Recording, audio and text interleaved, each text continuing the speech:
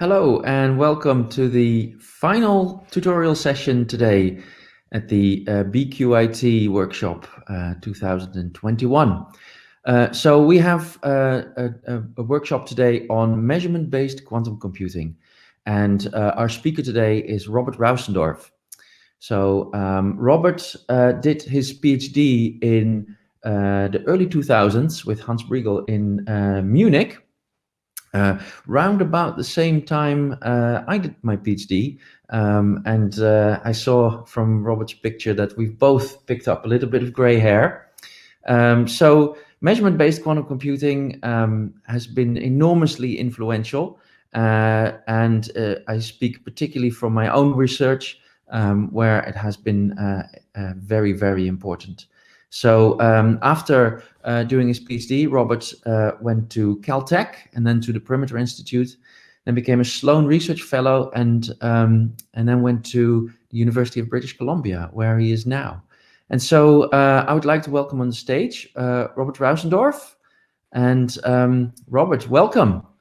Yeah, thank you very much for your welcome and for your introduction. Yeah, and it seems like gray hair is indeed becoming popular in our generation. Absolutely, absolutely. Yes. So, of course, we know that this session was moved because you are currently in Vancouver. Is that correct? That is correct, and I am remotely awake. That's right. That's right, and also earlier. Hence the time change. So, Robert, it's great seeing you again. So as we are going through the tutorial, people may have questions which they may want to put in the chat. And I think if there are questions that really require an answer from you, I will break into your presentation. I will basically make a noise, and then you know that I'm there, and I will relay the question from the chat, and then you can respond to that, if that's okay with you. Yeah, that would work very well with me. And I would like to say that I encourage questions. I would like it that way. So I hope there will be some. Brilliant, brilliant. Well, then let's no longer dilly-dally, and I'll hand the stage over to you. Thank you very much. So let me get into full screen mode. Is the presentation showing up on screen? It is, yes. Okay, very good then. Okay, so let's get started. So this is an introduction to measurement-based quantum computation. So I think this is the paper that caused it all. So this is the starting point, a paper entitled A One-Way Quantum Computer. And if you, I don't know, can you see my mouse pointer? I'm inserting yes, we can. the date here. Okay, good. Okay, so mouse pointer works. That is good. So you see the date here, May 28, 2001. So it's been 20 years. Yeah, and so looks like a bit like an anniversary. And there's more of those. So 2 years later, we wrote a longer paper on the subject, and that ended up just last year in the 50th anniversary milestone edition of PRA. So yeah, and so there's so many anniversaries here that might get one into a retrospective mode perhaps. But what I want to do with my tutorial today specifically is to give you the forward pointing angle. So there is many unresolved problems in measurement-based quantum computation, and I want to give you a bit of an idea of where they are and why that matters, why it is a good thing that we have these open problems. So without further ado, let's get started. So we have to start somewhere, and why not start with cluster states? Cluster states is kind of the substrate on which measurement-based quantum computation happens. So what you see here is a two-dimensional grid of qubits. So every circle represents a qubit.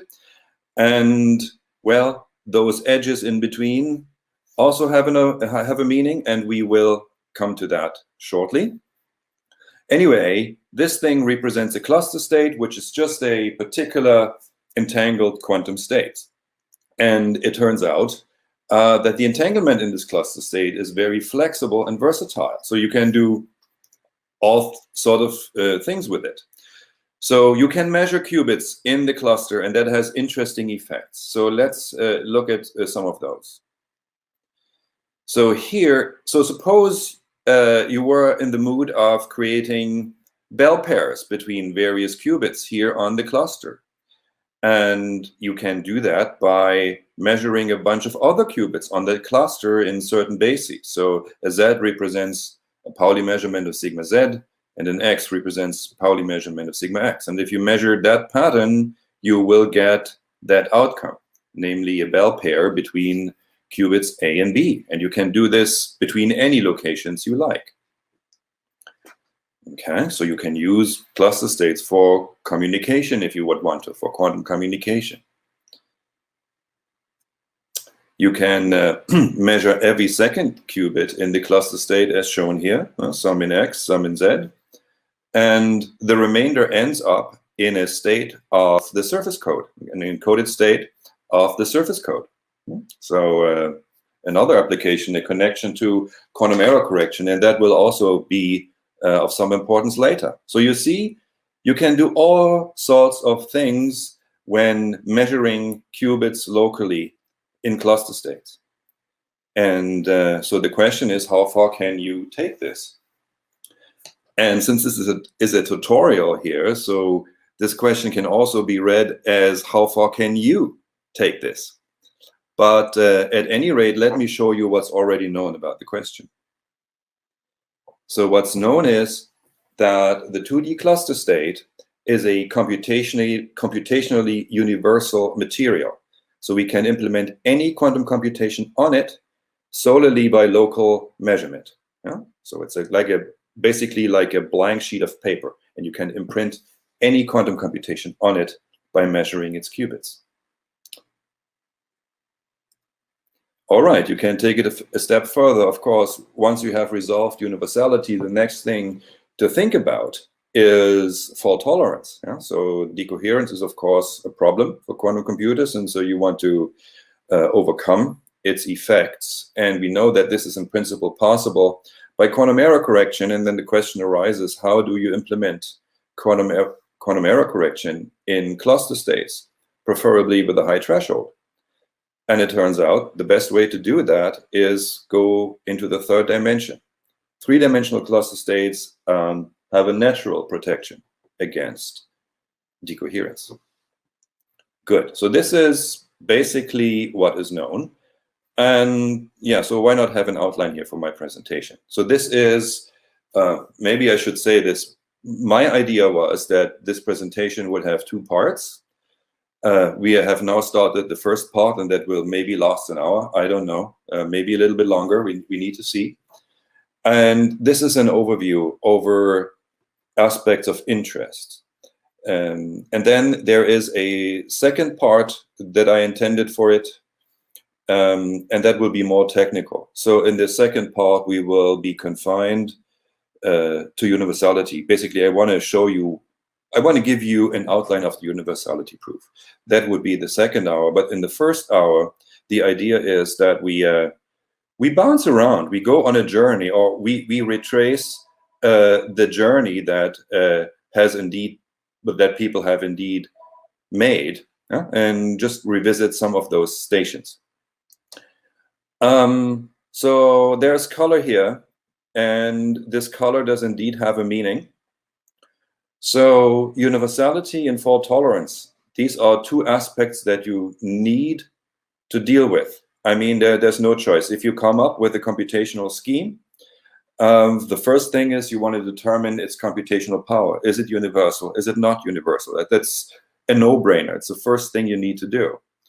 Well, then, if you have clarified that, so the next thing is, so in particular, if the answer is positive, that the next question is it fault tolerant? And both of those are needed if you want to submit a bit, so to speak, to building a quantum computer, if you want to kind of devise a scheme of quantum computation. So these are invariable parts of the journey. If you don't have them, you don't even get started. Okay, but building a quantum computer is not all. There's this other very important question. Once we have a quantum computer, what can we do with it. And I mean, no offense to Peter Shor, but I believe that this question is not sufficiently well understood at this point. And so maybe you want to work on that question too.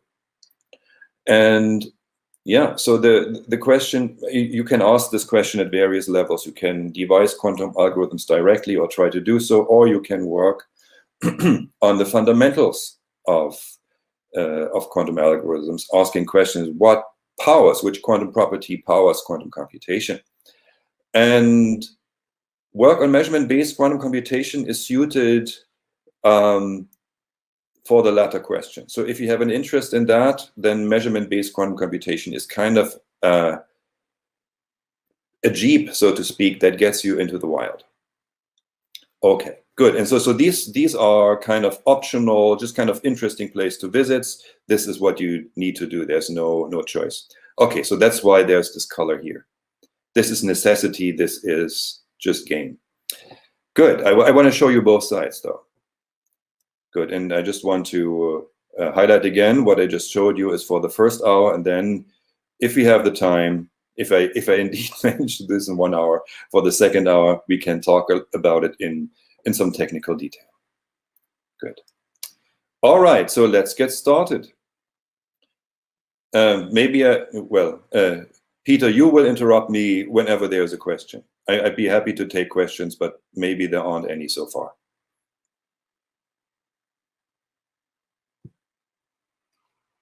Hello?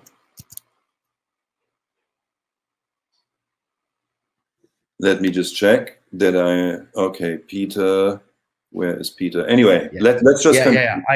I am monitoring the chat, and so I will interrupt you if there is anything. Okay, very good. Anything coming up. Yeah. Good. Okay. Good. So this is measurement-based quantum computation. And so let's go back to the very fundamentals of quantum mechanics, just kind of to ground ourselves.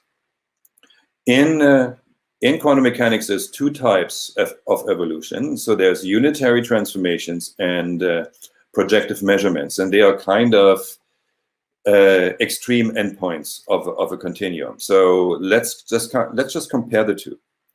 Well, unitary transformation is deterministic and reversible.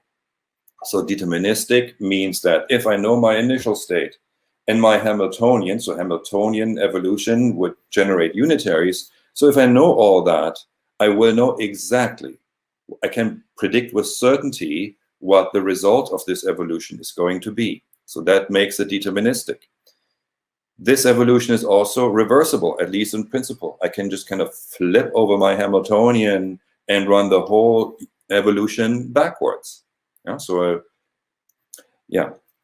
in both respects, projective measurement, which is our computational tool here, is the opposite. First, measurement is probabilistic. When I do a measurement, basically the outcome is drawn from probability distribution. From all we know about quantum physics, quantum mechanics or physics cannot make a better prediction. It's really random, the outcome I obtain in a measurement. So that's item number one. It's not deterministic, it's probabilistic. Also, it is irreversible. Once I have made the measurement, there is no way of going back. It is impossible to reconstruct the state before the measurement. Okay, so it's really at the opposite end of the spectrum, but it turns out for the purpose of quantum computation, it does not make a difference. You can implement quantum computation either way. You can implement it unitarily, that leads you to the circuit model, and you can implement it with measurements, and then you get measurement-based quantum computation. So let's talk about the latter. Here we go. So this is measurement-based quantum computation in a nutshell. So, so what you see here, again, is a slightly different rendering, the two dimensional cluster states. So every arrow and every dot represents a qubit, and those qubits have been entangled to form a cluster state, and then they are being measured. So the reason we have those different symbols is that we measured those qubits in different bases, and the symbol encodes the basis. Okay, so let's say maybe the first thing first. Information is written onto that cluster and processed on that cluster and read out from that cluster by 1 qubit measurements alone. There is no unitary evolution, nothing else. All that you have is local measurements applied to the cluster state. Okay, so that is what's going on here at a very abstract level. So let's get a little closer to the subject. Let's get a little deeper into this picture. So what is also shown here is kind of the idea for the universality proof. The idea of the universality proof is to map measurement-based quantum computation to the circuit model. And how would you do that? You would call, say, the horizontal direction on the cluster circuit time, and the vertical direction you would call your qubit register, your quantum computer register. So you'd have a logical qubit sitting here, one here, and one here, and then some empty space in between. I'm going to talk about that shortly. Good.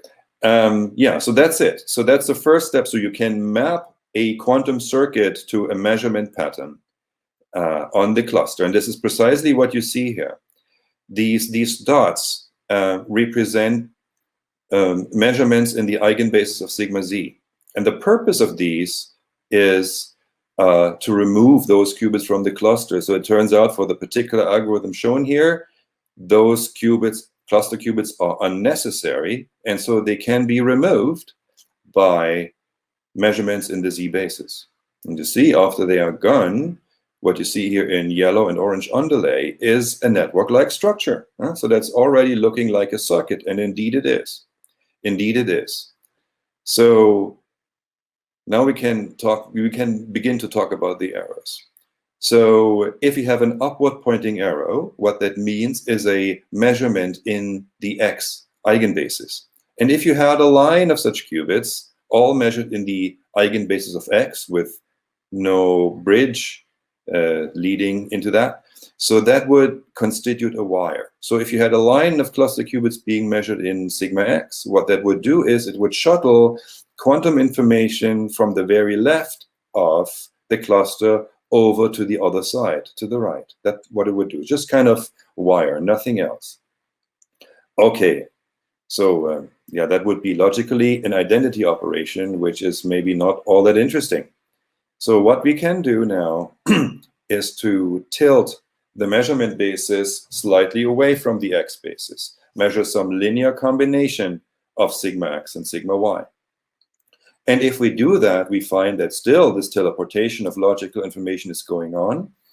But now, at the same time, those logical qubits are also being operated on. So we have logical rotations now. So these physical rotations in the measurement basis imply a logical rotation of the processed logical qubit. Okay, so this is how we get the 1 qubit rotations. But of course, we want to be universal, and we will be universal by adding CNOT gates. And so how do we do that? We just introduce these bridges. Yeah? So we now have these wires. So every qubit is now processed along these wires, and sometimes we have bridges in between wires, and they mediate interaction. So we can implement a CNOT gate in that fashion. And this is how we become universal. And the universality proof later will just consist of proving what I said in words. Now, okay, and we'll get to that in the second hour. Okay, so now let's, after this summary of what measurement-based quantum computation is, let's quickly talk about what it is good for. So that is kind of good for means here from a practical point of view. So how does this help you with building quantum computers? Also, as we shall see, there is one protocol in quantum information that is based on Mbqc. So let's see what you can do with measurement-based quantum computation. So from a practical point of view, a measurement-based quantum computation is good when you have heralded probabilistic quantum gates. So you have entangling gates in particular that are faulty. But the good thing of these faulty gates is that whenever they fail, they tell you that they fail. That is very important information. This is really completely different ballgame from gates just failing. For the latter, you have quantum error correction. Here, with this additional information that the gate tells you when it failed and when it succeeded, then you have other techniques that you can use, and this extra bit of information is of great value. Yeah, and so so where does this come up? Well, it comes up in quantum computation with photons. And this guy here, Terry Rudolph, I think is shaking up Silicon Valley right now, trying to actually build this, build a measurement-based quantum computer using photons. And so the basic idea is the following.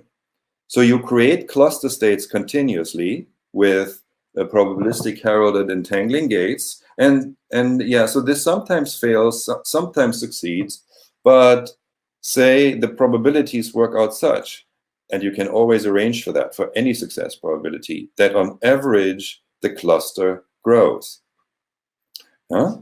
And and then the logical operations are implemented on the other end of the cluster.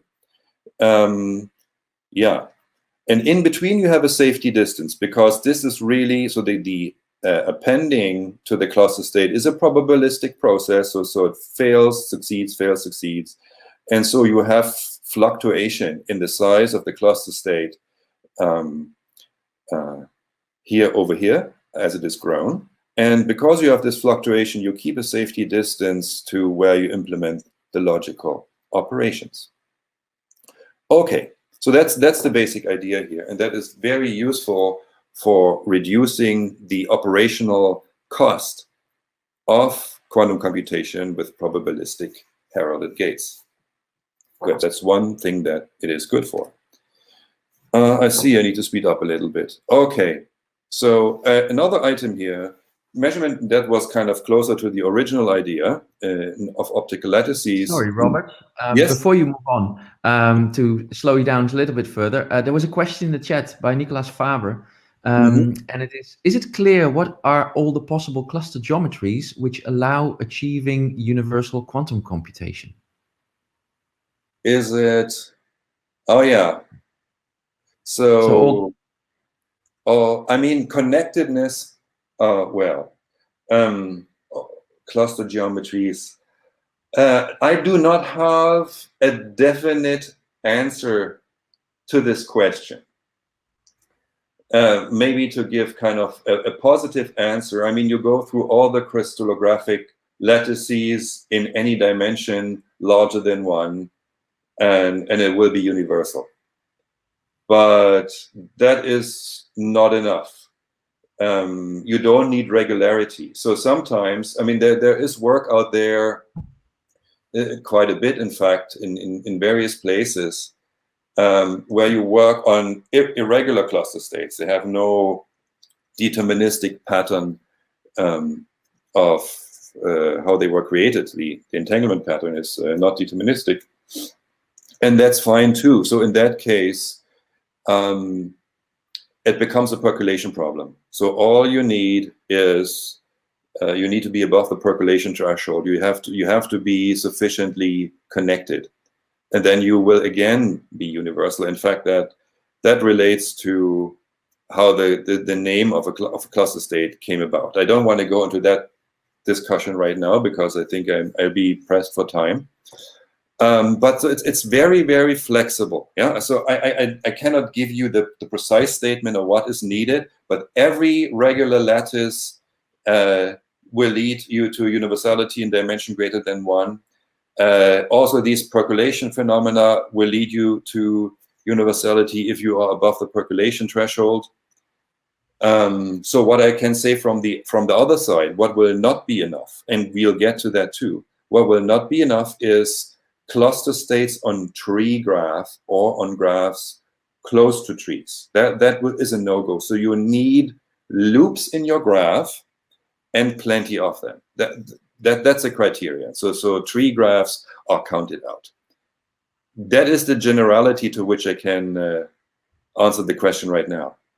Great, great. Thank you. Thank you. Mm-hmm. Yeah, and thank you for the question. Good. Okay, so here, yeah, so as we see in a second, cluster states can be created by the Ising interaction. And the Ising interaction, well, is an interaction between any pairs of neighboring spins. So it happens all simultaneously. And if you have this interaction at your disposal, you can create cluster states in one step, no matter how large they are. And yeah, so Mbqc is good in physical systems that support massive parallelism in the way that I outlined. Yeah? So for example, the Ising interaction. Good. Yeah, so this is the protocol that I mentioned earlier. It's by N. Broadbent and company. And this is for secure delegated quantum computation. So imagine a world where you, the client, have very limited quantum computing capability. Namely, you have a laboratory that can create individual 1-qubit states, but no entangled states, just kind of individual 1-qubit states. And you also have some modem, some quantum modem that allows you to send these states to the world. Yeah, and then there's a powerful server, big quantum computer that can do everything, has no constraints, and you want to buy computation time from this machine, and you want this machine to do the computation that you wanted to do, but under two conditions. You want this machine not to learn what it is computing for you, and also you want to be sure that this machine is not cheating you. It does indeed compute what you want it to. And yeah, so that protocol is possible, and that has been proven by N. Broadbent and company, and it uses measurement-based quantum computation underneath. Good, just wanted to point that out as, I guess, the first algorithmic application that we have of measurement-based quantum computation. Good. Oh, one more thing, quantum internet. So as we discuss a little later, in some detail at least, three-dimensional cluster states are a universal fault-tolerant substrate. Yeah? So you can make a web in this fashion by creating a 3D cluster state that is, I mean, it still has the universal computational power, but it's also fault-tolerant. So so this is kind of geared towards distributed fault-tolerant quantum computation. So creating large three-dimensional cluster states, I think that would be a fantastic experimental achievement. Hasn't happened yet to the extent that I know, though. And we'll get to the status of experiment a little later. Good. Okay, so now comes the only slightly technical part in this introduction. I mean, we have mentioned cluster states so many times, so we might as well define them. So the first part of this is a way in which they are created, and Ising interaction already came up. So here is the creation procedure for cluster states. It is a two-step procedure. So first, every cluster qubit is prepared in an eigenstate of sigma x, like this. Sorry, Robert. Yes? Quick question Yes? from Philippa Paris. Yes. Is blind computation not possible within the circuit model? I don't know. I mean, measurement-based quantum computation and circuit model, they are very closely related. So this was shown first, as I understand, in the measurement-based model. I would not be surprised if it hadn't been translated to the circuit model. I mean, these models, I mean, as the universality proof illustrates, are very closely related. If you were looking for a reference, I couldn't point you to one, but I wouldn't be surprised if it exists. I also can add that when I around that time was speaking to Elham Kashefi, she actually mentioned measurement-based quantum computing as the direct inspiration for the blind computation. So, all right, thank you. Thank you. So, okay, so where were we? We were talking about cluster states. Good. So let's get a tiny bit technical just to make sure that we have a basis for talking about these states, because we will use this later on. Okay, so here's the creation procedures. A two-step procedure. First step, we prepare eigenstates of sigma x. Then, in the second step, we apply an Ising interaction for a fixed amount of time. We later quantify that. Okay, so we apply the Ising interaction. As you see, Ising interaction terms for a certain time t, and then we're done. So after this time t is up, we switch off the Ising interaction, and the cluster state is created. And here you have the relation in terms of coupling constant, h bar, time, algebraic constants, that specifies the interaction time that you need. And so you see what's missing from this formula is the size. So the time it takes to create a cluster state is independent of the size of the cluster state. It's a one-step thing as far as interaction is concerned, independent of the size. Good. So that is this is just one way in which you can create cluster states. Of course, there's tons more. But this way of creating cluster states will play a role in some technical arguments that we might visit later. Here's a few examples. So, simplest cluster state you can probably make, quite surely it's the simplest one, is the cluster state of 2 qubits. And that's a state that's already been known before. It's a Bell state. It's a state local unitary equivalent to a Bell state. Okay, we can go on the ladder. We have 3 qubits in a line. The cluster state on that arrangement is also a state that we already know. It's a Greenberger-Horn-Zeilinger state, or a state local unitary equivalent to a Greenberger-Horn-Zeilinger state.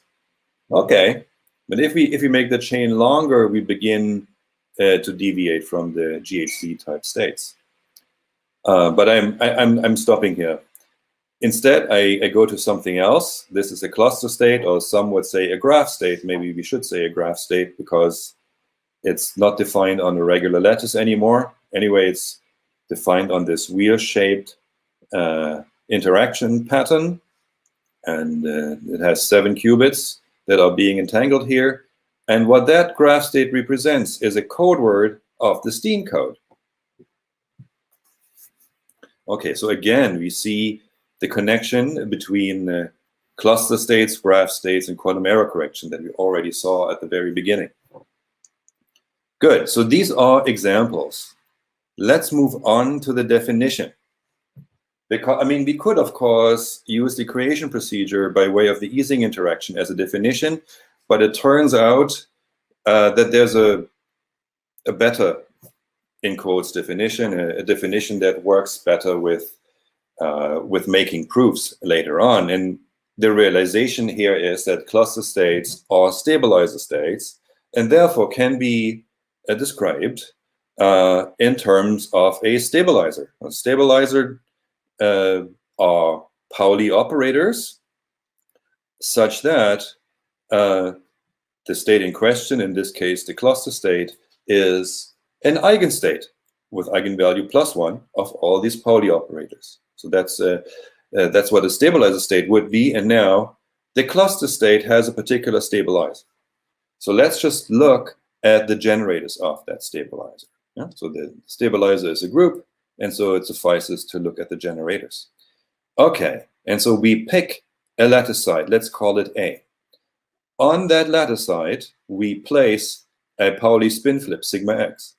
And on all of its neighbors, Yeah, neighborhood relation, that's what the lattice is for. On the neighbors, we place Pauli operator sigma z. And then we take the tensor product of those Paulis, and this gives us a generator of the stabilizer. And we have this thing for every site A on the lattice. Okay?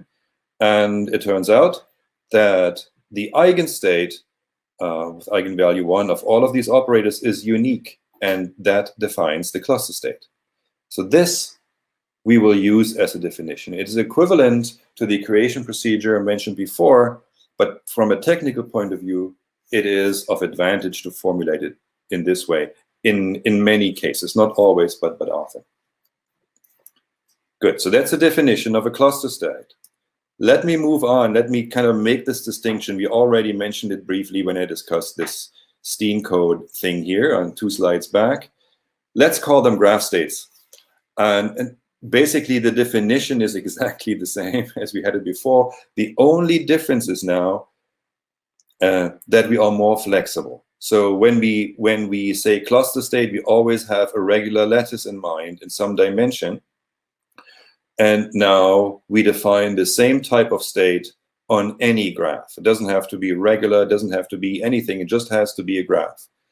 And that we call a graph state. So this is a more general notion that contains cluster states as special cases. I mean, that's how I call it here. Some people don't make a distinction between cluster states and graph states. They call everything a cluster state. But here in my presentation, let me talk about graph states because they really have graphs underneath. So what you need the graph for in this description is to characterize the neighborhood structure. Remember how we constructed the cluster state stabilizer, and it's the same here. We place a sigma x somewhere and sigma z's on all the neighbors, and the edges in the graph tell me what the neighbors are.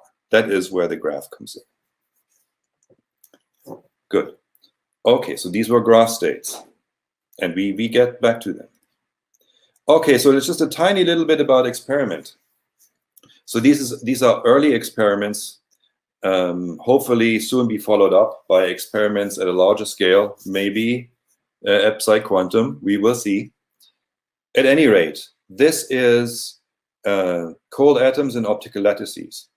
So those setups, they have the property that you can create, that you can apply the easing interaction in them kind of naturally. And so cold atoms and optical lattices were the first physical application that we envision for making cluster states. And this was indeed done at the same university. We were at the University of Munich at the time, and Markus Greiner and company, they were as well.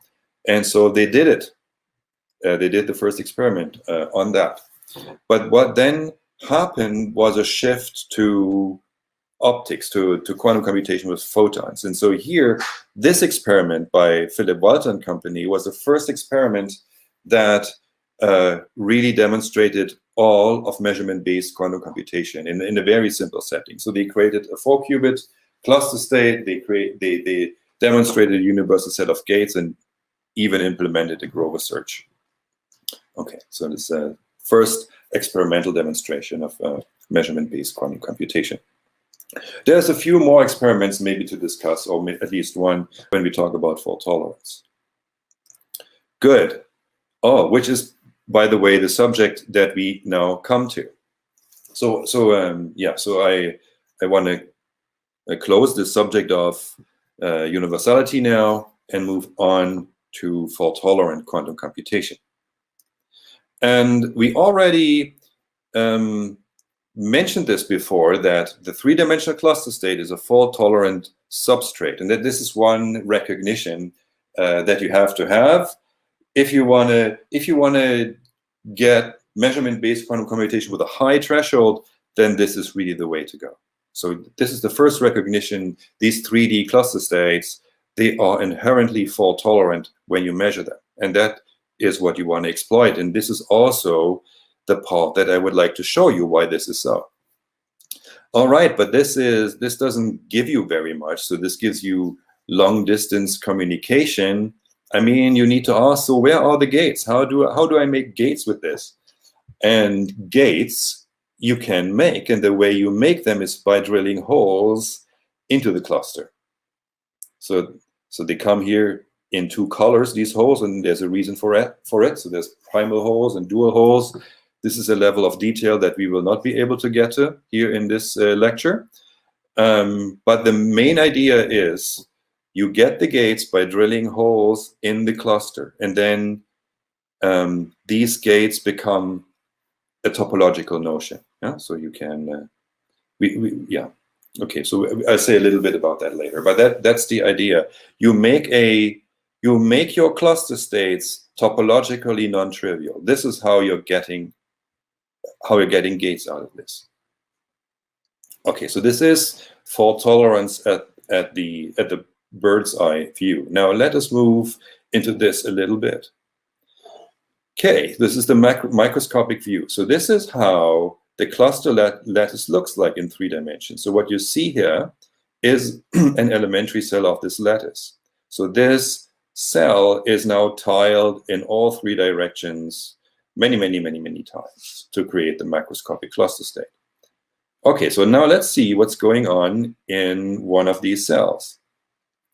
So where are the qubits? The qubits are located on the faces and on the edges. We have no qubits in the center, and we have no qubits on the sides. Only qubits sitting on faces and edges. Okay, so yeah, let us revisit our cluster state stabilizer too. So again, you put, for example, you put a cluster qubit here on the face, excuse me, a Pauli spin flip operator sigma x here on the face, and then you have sigma z's on all the neighbors. Yeah, so this you hopefully recognize as a cluster state stabilizer element. All right, so the next thing that we'll do is we take those guys and multiply several of them, because remember, the stabilizer is a group. So we can multiply them and still get stabilizer elements. So let's do this 6-fold. Let's do this with a cluster state stabilizer centered in every face here. Let's do that. So then this is what we get. We get a 6-fold tensor product of Pauli operator sigma x. All the z's on the edges have canceled. That is very important. Why is that important? And that's because in the bulk, sigma x is the natural measurement basis for the scheme. So when you measure each and every qubit in the eigenbasis of x, what happens is you measure a correlation. Yeah, so this correlation operator, the 6-fold sigma x correlation operator, will get measured, and you read out this correlation. You have an expectation, since this is a stabilizer element, you have an expectation of what your outcome is going to be. You expect the outcome to be +1. And when you don't get that, when you get outcome -1, well, this means that, well, an error must have occurred on one of those qubits. And so now, so for example, suppose there was this qubit that was affected by an error, then the same error will also show up in the neighboring cell. And so you really see that you get a lot of information from all of these correlations when you measure them. And this allows you to locate errors, to reconstruct what your error was, and then correct for it. Okay, so this is the basic idea of how error correction happens in this scenario. I pause here for a question, if there is any.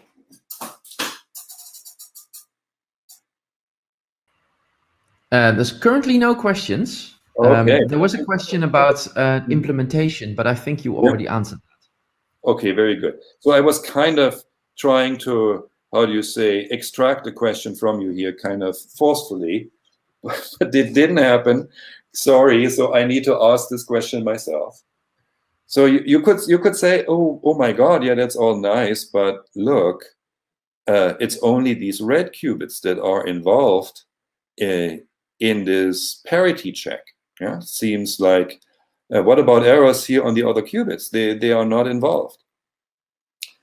And yeah, but there is an independent error correction running for them. Namely, this lattice that we've shown here has a duality. So, of course, if we translate by one lattice cell, we get back to the lattice, but that is not all. Also, if we translate by half of the extension of the lattice cell in either direction, the lattice also maps back to itself. And so this means an edge qubit, say, let's say this edge qubit here, from this edge qubit, after the transformation, it becomes a phase qubit of a dual lattice. And you see, on that dual lattice, we have the completely same error correction. So what's going on here is two error corrections running in parallel, as would be typical for CSS type codes. Yeah, so two error corrections running in parallel, completely independent of one another, and they are identical. One is for the phase qubits, one is for the edge qubits. Good, just wanted to point that out in case somebody wondered. Good, okay, so, and that concludes what I want to say about the inherent fault tolerance of three-dimensional cluster states. So now quickly moving sorry, on. Robert. Yeah. Sorry, I have a question actually. So here you have a square lattice for which we know that the dual lattice is also a square lattice. But what if you have like a honeycomb type structure? Will the same construction still work? Well, I mean, I would need. I would presume so. However, I mean, you have a. As you know, we have we have the same situation, just a little bit simpler because it's one dimension lower with the surface codes. Yeah. So you can change the tiling in the surface code. Nobody tells you that you have to use square tiles. You can, for example, use triangular tiles, and then so the one error correction happens on this triangular lattice, and the other error correction happens on the dual lattice, which is honeycomb, and maybe that's why honeycomb sprang to your mind. Yeah, and so that is a perfectly valid surface code. So yes, and one of these error corrections would be weaker than the other. So if you expect that you have a balanced error model, that would not be a lattice of choice. But if, say, phase errors are more likely than spin flip errors, then you would precisely try to compensate for that by going to such a different lattice. Yeah, so to countering the imbalance by another imbalance caused by the choice of lattice. Great, thank you. Yeah, the same happens with 3D cluster states as well. You can adapt that idea. Okay, thanks. Good. Yeah, so what's coming up here? Oh yeah, gates. So I really want to be quick. I mean, yeah, I could even explain it a little bit. Why not? So we need to talk about gates. Yeah, I mean, error correction is fine, but this is not all you want to do. You want to do gates. And as I said before, you drill holes in the cluster to make gates. So the simplest type of holes you could drill in the clusters are straight holes like this. And two of them, as it turns out, represent a logical qubit. This is kind of the counterpart. So the surface code is always in the background here. So basically what you would have if you take an intersection, I mean, kind of constant time slice in the cluster state, what you get is the surface of a surface code, and then the intersection of these drilled hole, or I mean world lines of holes, or however you call these tubes, with this cluster slice, or with this slice here, this would give you holes in a surface code surface. And yeah, so then you have, that gives you encoded qubits in the surface code. Yeah, and so you have your Pauli operators in certain ways. So you have those two types of holes. You have Pauli operators topological objects. They either wind around those holes or stretch between them. And now you can propagate these Pauli operators, these topological objects, along, like it is shown here. And you see they transform in a non-trivial fashion. So and a Pauli X string here at the beginning propagates into what it used to be, but then it has this additional Pauli operator coming up on the other qubit. And yeah, so this is precisely what happens under a CNOT gate. So you can, if you invest a bit of time, indeed show in this topological fashion that you're having a CNOT gate here. Okay, this was a super sketchy argument. I don't want you to understand it perfectly when you hear it the first time. I just want you to know that these topological arguments exist, and then you can go to the literature and read up about them. And very importantly, I mean, maybe this is the tagline to take away here. Quantum gates, fault-tolerant quantum gates in 3D cluster states, they are implemented by the braiding of holes, by the monodromy of these holes, a monodromy operation for these holes. Okay, maybe I leave it at that. It is not a complete explanation by any standard, but I just want you to get the basic idea, and then maybe I should also say that I have a YouTube channel. So if you wanna kind of follow those arguments in a little greater detail, you can always find it there. So just Google it if you want to. Yeah. So now we come to the upshot. So what's the upshot of all of this? So yeah, 3D cluster states is the way to go if you want to make measurement-based quantum computation fault tolerant. You get a high error threshold of 0.75%. Sorry, Robert. Yes. Just a real quick question Yeah. by Nikki Lee. What does it mean to drill holes in a cluster state? What does it mean? Okay, so so we define when we go so we define a cluster state by this interaction pattern. Yeah, so remember these edges, they have to do with the easing interaction. And so when we say we drill a hole, yeah, sorry, I should have said that. So what this means is, sorry, I have no pen here as far as I know, so I cannot modify the figure, but what it would mean is we would remove these qubits. We can do this in two ways. We can measure them in the eigenbasis of Z that removes them, or never put them there in the first place. So in this entanglement graph, say this qubit would be removed, I mean this vertex, and all the incoming edges would also be removed then. And so that would create a hole in the cluster. And then you could make that, of course, arbitrarily big. So to summarize, drilling holes in a cluster means to remove the qubits in a certain region. This can be done in two ways. Either never put them there in the first place, or B, measure in the eigenbasis of sigma Z. Thank you.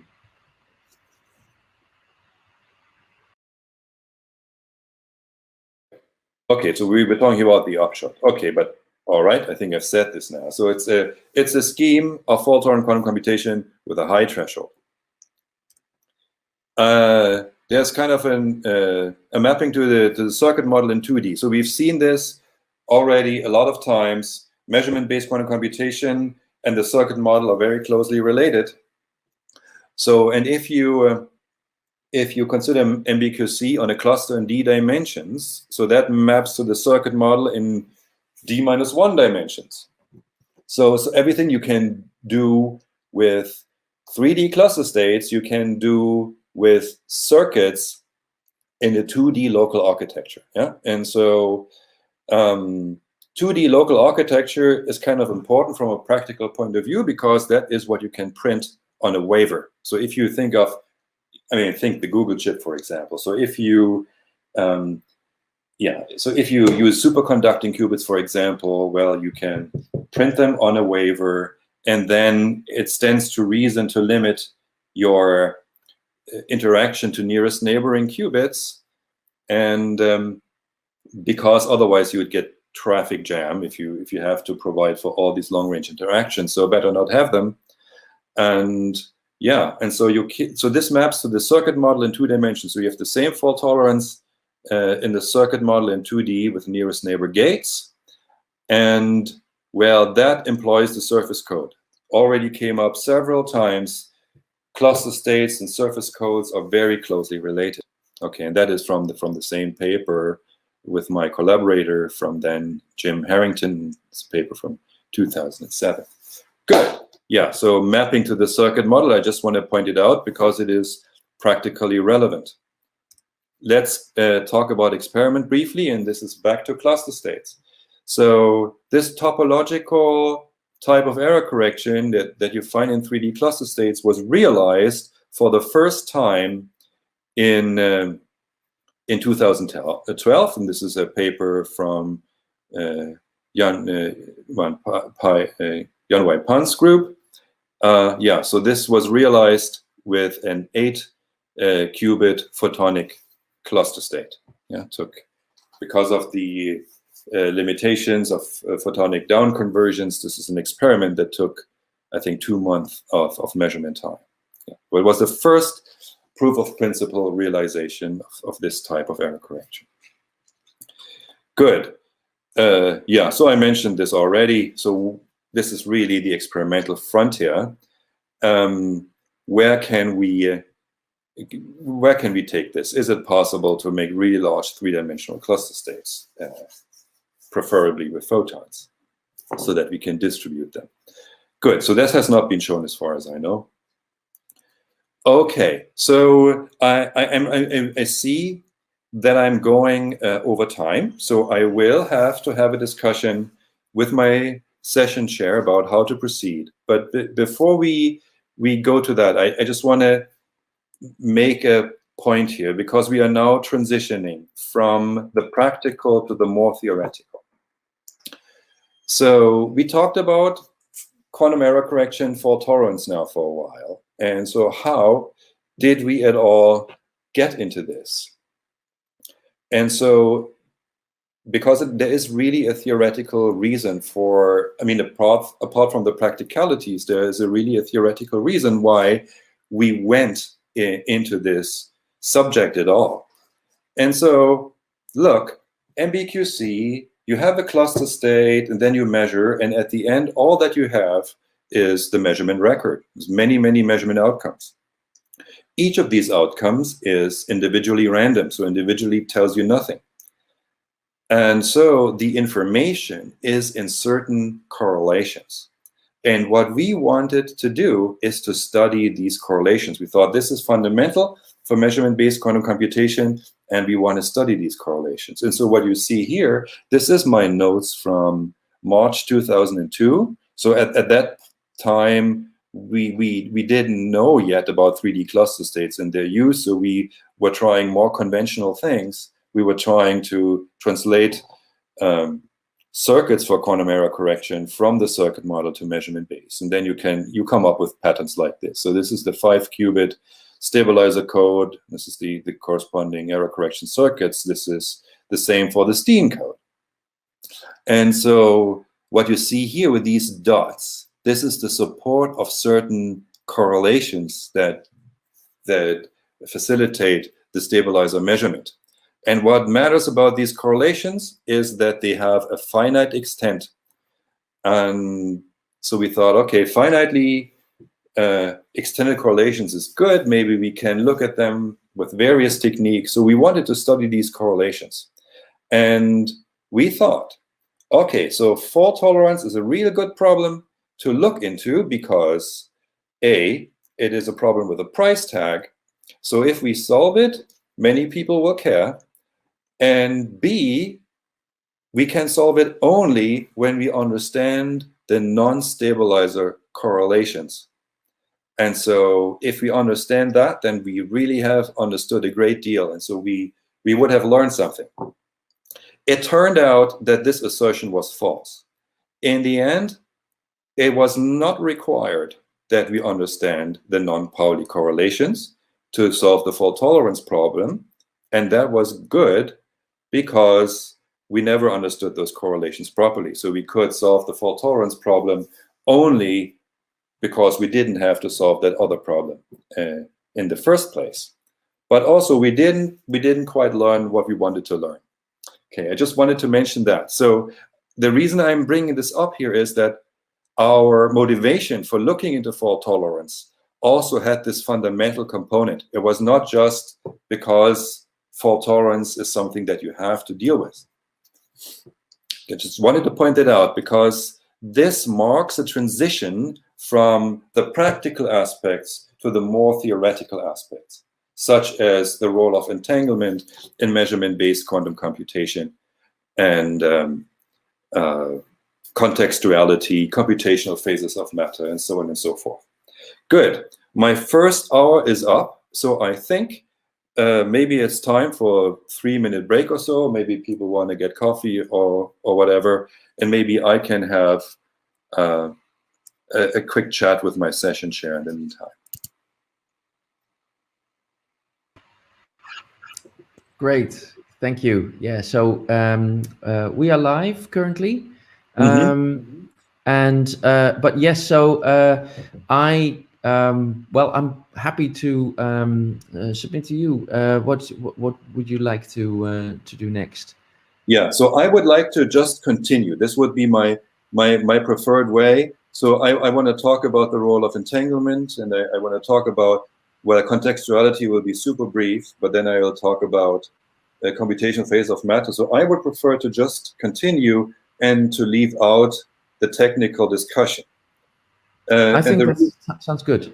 Yeah, if that's good, then let's do that, because we have the videos for the technical parts, and also I think that the overview is, I believe, is more interesting. Yeah, yeah. I think so too.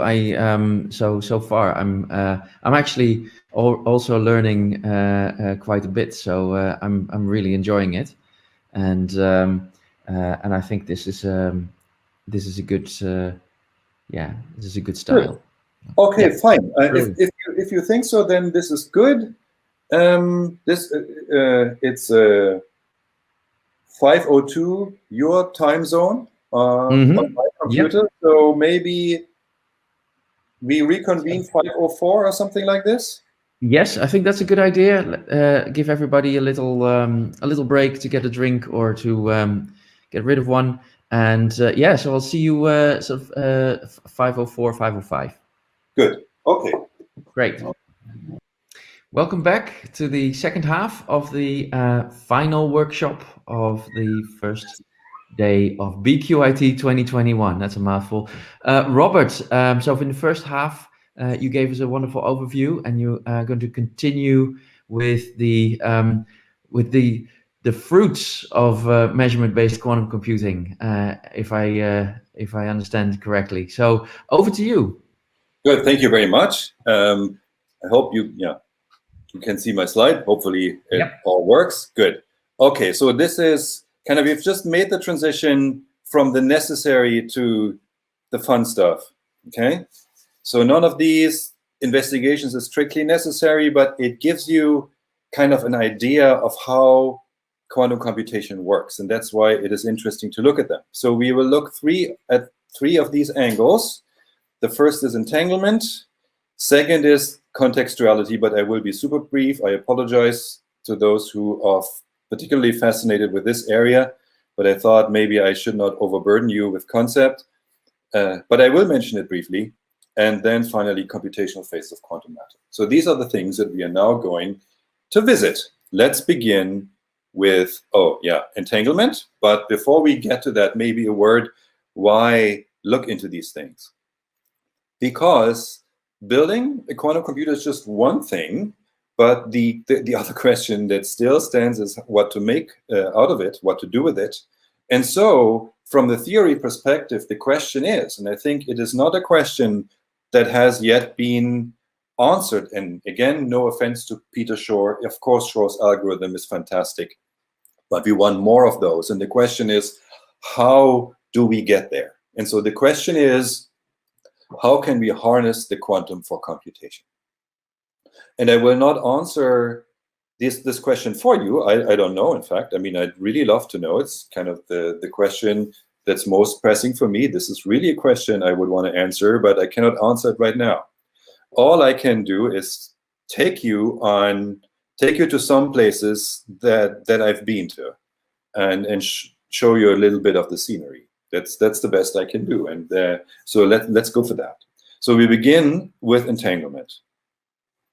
And so it's called entanglement pro and con because we are in for a surprise here. Intuition tells us that entanglement is important for measurement-based quantum computation. And why is this so? Well, that's because fundamentally our initial cluster state is entangled, and the measurements that we perform to implement measurement-based quantum computation, they are local. And so by definition of entanglement, all they can do is either reduce entanglement or at most leave it constant. But entanglement can never increase under those operations. And so at the very end of the day, every qubit is measured, and then we have a local state. So at the end, entanglement is gone. Yeah, and so the overall picture that emerges here is you have to invest entanglement to get a computational output. Or in other words, entanglement becomes a computational resource. This is what intuition tells you. And now the question is, if you look at it at a more technical level, does this intuition stand up? And there's a pro and a con, and I want to present both to you. So I begin with a pro. And this is work, really the work that I wanna review very, very briefly is work by Martin van den Nest and company, but it has two origins. So one origin, Martin van den Nest provided for himself. That's the idea of local complementation. It's an operation on graphs. And I'll talk a little bit about it. And the other ingredient is the introduction of so-called width measures as measures of complexity, and this was introduced, if I'm not mistaken, by Markov and Shi, yeah, Yang and Shi at the University of Michigan at the time. Yeah, so let's talk a little bit about these things. What is local complementation? What's going on with these width measures? So just kind of to give you the gist over here. So in response to a question I received earlier, I said trees are not good. Cluster states on tree graphs are not really a good computational resource. And this result makes this quantitative and goes beyond that. All right, so what is local complementation? So let's see, yeah, maybe explain it here on the next slide, but maybe just that much. Local complementation is an operation you can do on graphs. So now we have states that use graphs for their definition, namely the graph states. And then you can ask, okay, what does this operation do on the corresponding graph states? And well, actually, that's an interesting question. Namely, what it does, it turns out, is it transforms these graph states by local Clifford operations.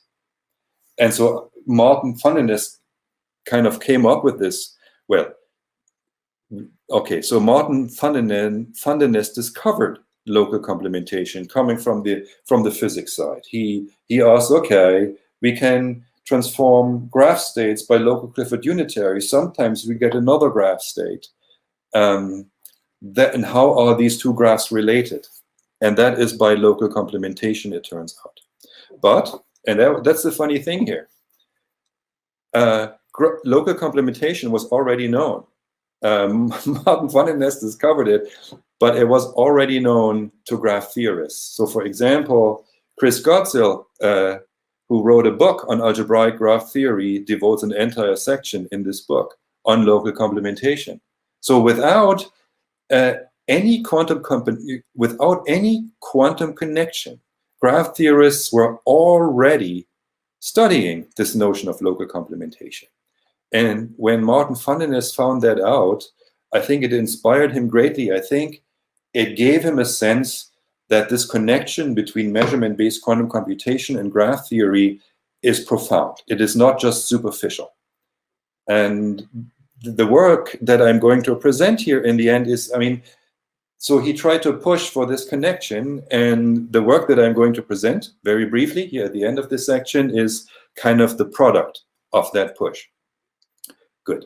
Okay, so let's get started. And I now say a little bit about these two ingredients. So, all right, so what is known about the relation between stabilizer states and graph states? Well, the first fact is very simple. I have not even listed it here. Every graph state is a stabilizer state by its very definition. But you can say more. There's an, that is at first sight not such an obvious fact. So yes, every graph state is a cluster state, but in a sense, every graph state is a stabilizer state, but also, in a sense, every stabilizer state is a graph state. And in which sense is that so? So to be more precise, every stabilizer state is a graph state up to local Clifford transformation. And that is a result by Marcus Grosser from around 2001. Okay, so for every stabilizer state, we can find a local Clifford equivalent graph state. But there's more to say. This equivalent graph state is not unique. You have a whole class of graph states that are local equivalent to a given stabilizer state. And so now this equivalence class of graph states can be traveled by this operation of local complementation. That is van der Nes. Robert? Yes? Sorry, could you remind everybody what local Clifford operations are? Yes, okay, so good, yeah. So first, what are Clifford operations? So Clifford operations are unitary operations, maybe that's the first thing to say, but they are very special unitary operations. Namely, they have the property that when you conjugate a Pauli operator under a Clifford unitary, you get a Pauli operator. And that's their defining property. Yeah? You take a Clifford gate and a Pauli operator, conjugate the Pauli operator under the Clifford gate, and you get another Pauli operator. So general unitaries will not do that. So that's what a Clifford gate does. And this is its defining property. So now Clifford, so let me just, so if in case this was a little dry, let me give you a few examples. The Hadamard is a Clifford gate. The CNOT gate is a Clifford gate. And so on and so forth. The S gate, if you know fault tolerance, but okay, so if you know the S gate, then I don't need to explain Clifford gates to you. So okay, but you know the Hadamard and the CNOT, and they are both Clifford gates. They also have a difference. The Hadamard is a local gate, yeah, it acts on one qubit. The CNOT is a non-local gate. It entangles two qubits. So local Clifford gates are gates that are Clifford, that is, they conjugate Pauli operators to Pauli operators, and are local, that is, they act on one qubit at a time. Thank you. Good. All right. So yeah, and okay, this is the equivalence that we are looking at. Okay, so let me also explain local complementation. So this is now an operation on graphs. So here so this black object is a graph. So we have the vertices and we have the edges. Okay, and so now local complementation is an operation that takes a vertex as an argument. So let's pick this vertex here and do local complementation about this vertex. So how do we do this? So we look at the other vertices that are in the neighborhood of this guy. So this is the other, so we have edges ending here, and we look at the other endpoints of those edges. So the neighborhood is this guy, and that guy. And so now for all pairs of neighbors, we have among the three neighbors, we have three pairs. We have this pair, and that pair. And now between all those pairs, we switch on and or off edges. So if there was an edge to begin with, we switch it off. If there was none to begin with, we make it. So in the case of the graph shown, none of these edges existed, and so we made them. So we get a new graph with the same set of vertices, but with a different edge set. That is what local complementation does. And this is something that, for whatever obscure reasons, graph theorists have already studied. But this notion of local complementation by Condensed work found an application in the theory of stabilizer states. Okay, and so now what is important about this operation from the perspective of physics is, well, on the level of graph states, it amounts to a local Clifford operation. And so entanglement, all types of entanglement by definition are preserved under local complementation. Good. So this is one ingredient, and it will become important later.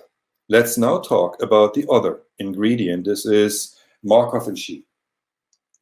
So, okay, it invokes a notion called tree width of a graph, and I will not give you a mathematical definition.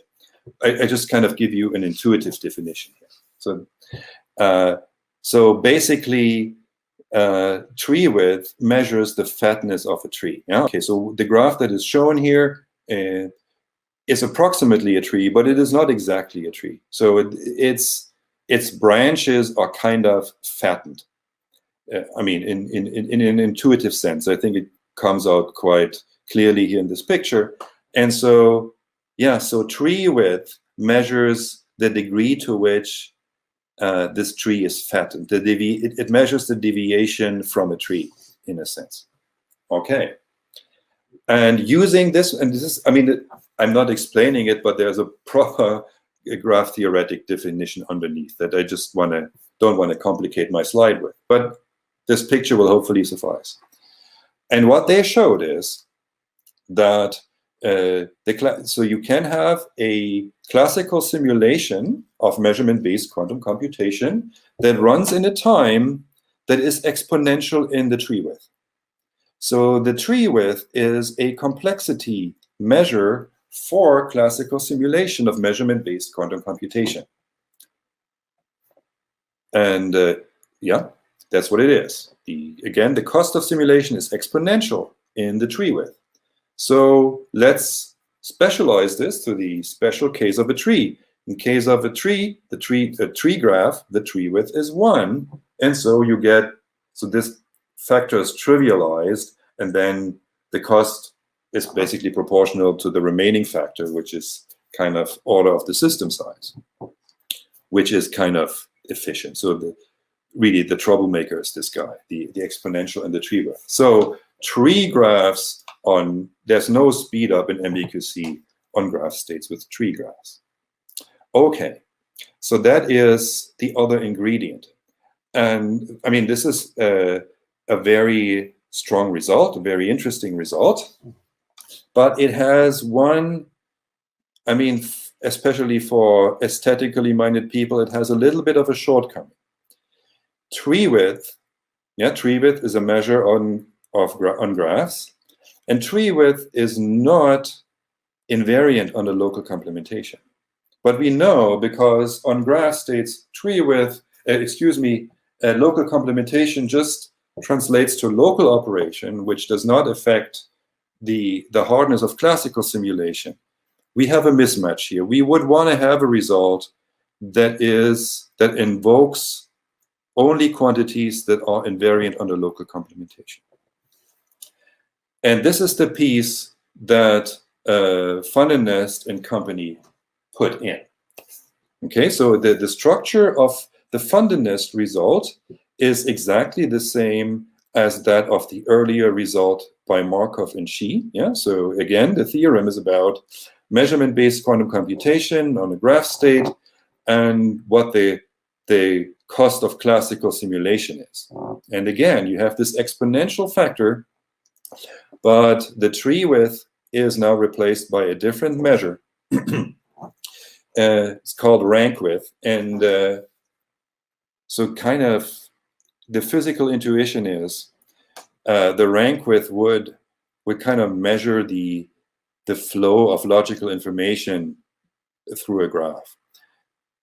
So when you look at this network here, the tree width is high, but actually the number of logical qubits that can pass from left to right through this network is 1, not 3. and the rank width would find that out.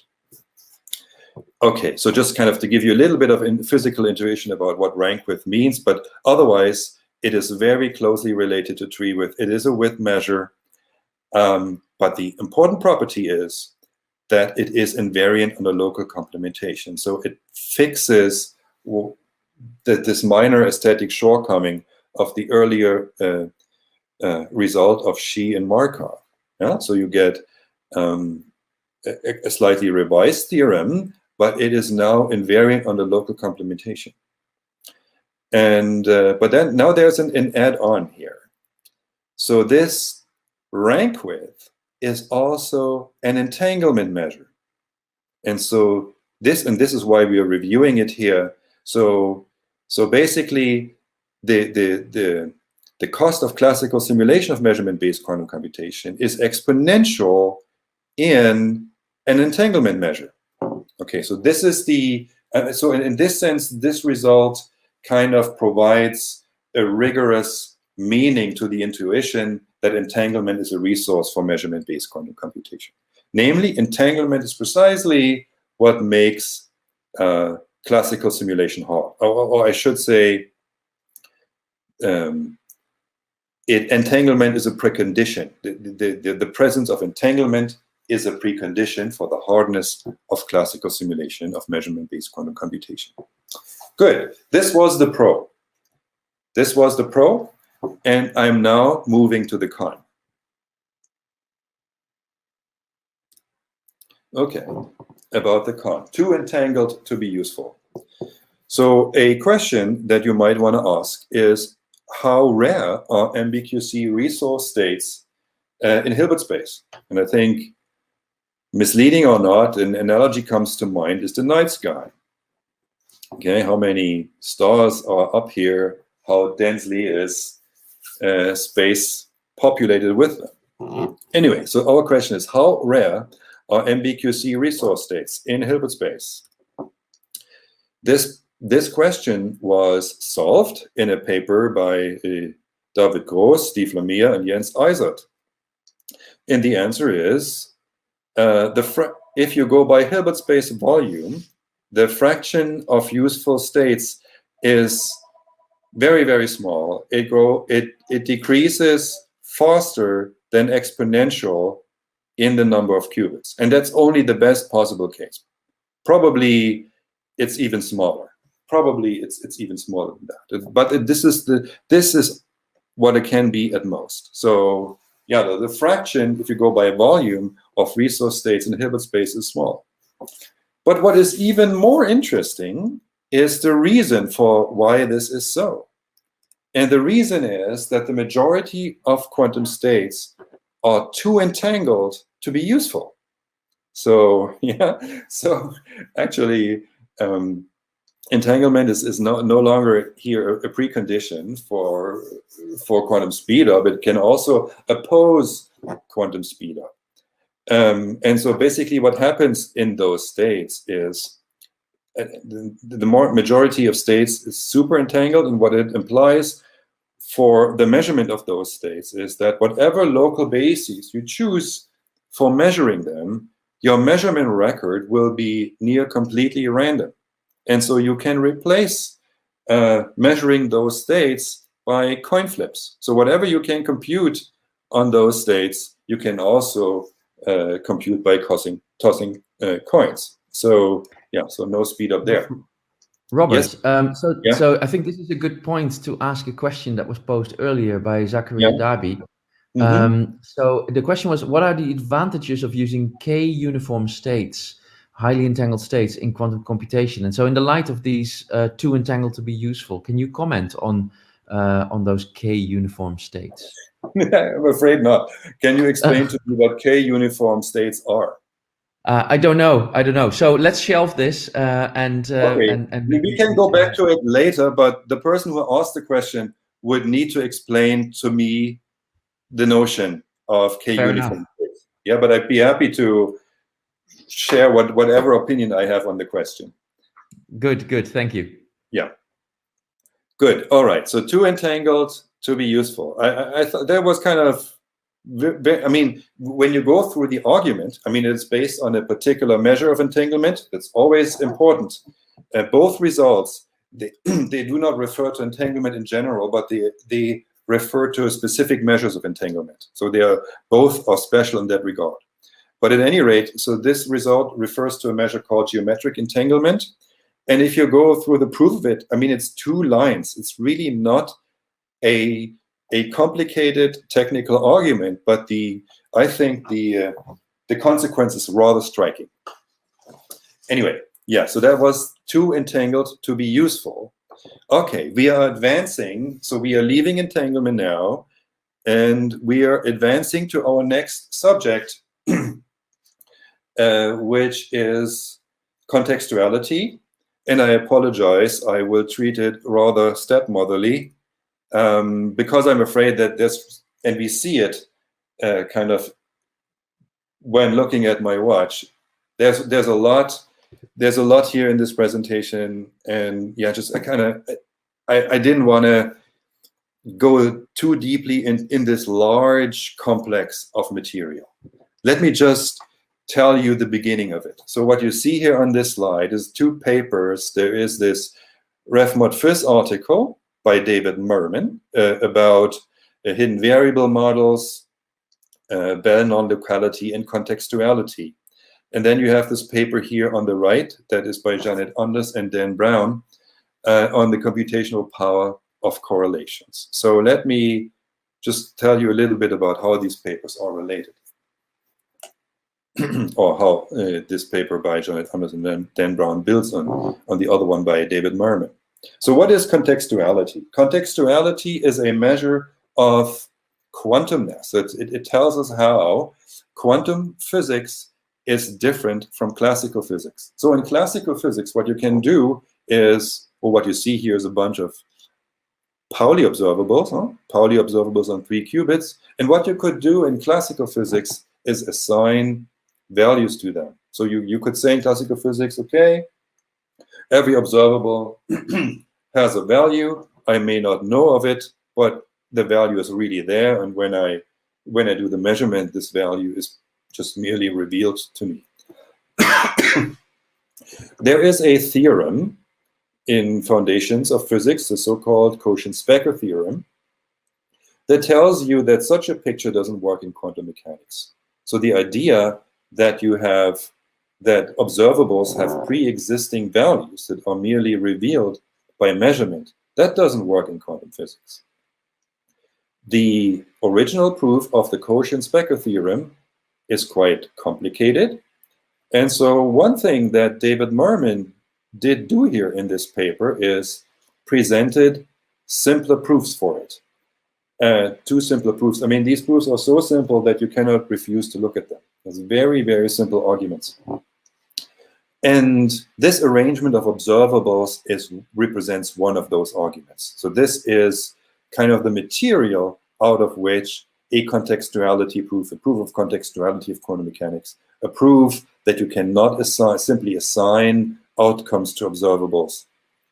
How did I start my sentence? Yeah, so this arrangement is the basis for the proof that cannot be done. Okay, so that's basically, this contains a proof of the contextuality of quantum mechanics. And so then what these people did here, Janet Anders and Dan Brown, is they took this thing and demonstrated that you can repurpose this proof tool and make a measurement-based quantum computation out of it. And the fact that no value assignment existed for these observables directly translates to the fact that if you view this as an Mbqc, which first of all you can, that this Mbqc computes a function that is interesting computes an interesting function. Of course, this being a 3-qubit example, there's always limits to how interesting a function can be that can be computed on such a small thing. But from a perspective of the theory of Mbqc, it was an interesting function. And so this was the connection between this foundational concept of quantum mechanics, contextuality, and measurement-based quantum computation. And also symmetry plays a big role in these arguments. And so this is just a trailhead. I mean, this is a research topic, many papers on this connection between contextuality and measurement-based quantum computation followed. I don't want to go into any of them. I just want to point out to you, for those who might be interested, that this is a trailhead. Okay, just one. Okay, so then maybe leave it there for now.